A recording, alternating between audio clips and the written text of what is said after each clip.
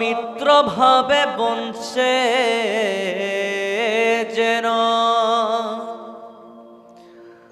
পরম বুধ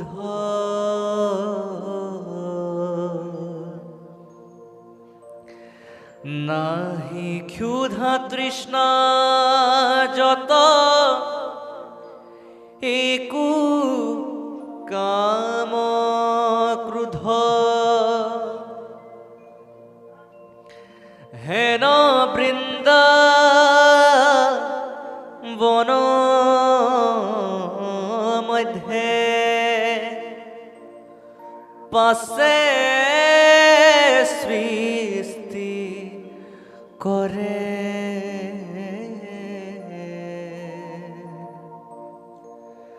দেখন্ত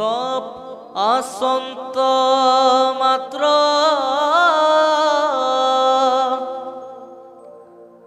কৃষ্ণ একেশ্বরে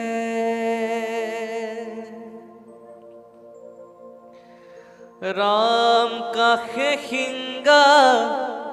বেরতিত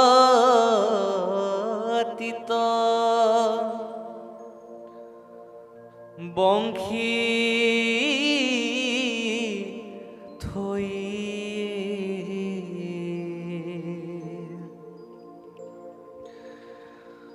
বাম হাতে ভাত আউর হাতে গ্রাস লৈ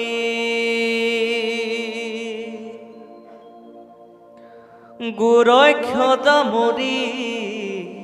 ইচ্ছাই ফুৰন্তয়ে কলে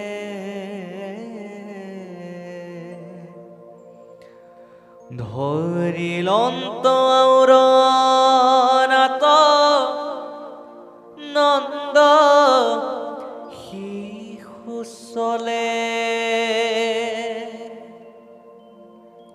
ভগৱন্তৰ কৃপাত যেতিয়া ব্ৰহ্মাই চেতন ঘূৰাই পালে, যেতিয়া পুনৰ উশাহ ঘূৰাই পালে, তেতিয়া ভগৱন্ত পুৰুষক দৰ্শন প্ৰাপ্তি হৈ ব্ৰহ্মাই ভগৱন্তৰ চৰণত ধৰি ক্ষমা ভিক্ষা মাগিছে। আমি আগতে প্ৰকাশ কৰাৰ নিচিনাকৈ